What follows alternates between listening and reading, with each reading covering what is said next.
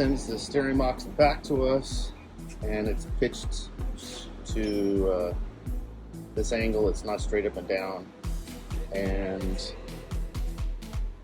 you can see there's play here. They're supposed to be, but if we bring it back to where it's supposed to be in line with, there isn't, because your old steering box was maybe set up in this position, and your alignment was done at this position, and your steering box was done at this position, that you automatically think that this box is supposed to go back into your car in this position, and that is incorrect. There's no way for us to give you this box at this angle where your alignment, your steering wheel, and everything was set up at. There's zero chance. So we have to bring this back to where it's supposed to be. Straight up and down. No play. We're even going to put a centering ring.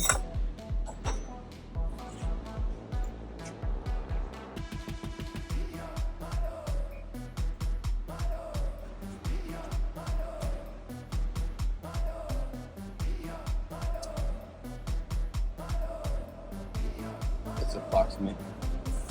So it's going to be in line with this straight edge, which is what is in the manual. So when you put this in your car, this has to be straight. This ring has to be lined up with that casting mark.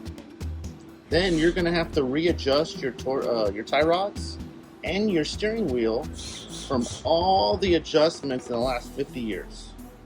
This is stage one, the zero platform, zero barrier. This is where we have to start with no play.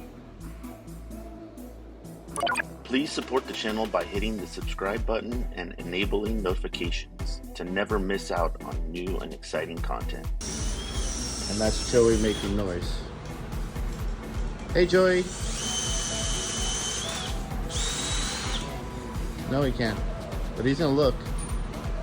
You're on film. Say hi to everybody. Joey making noise.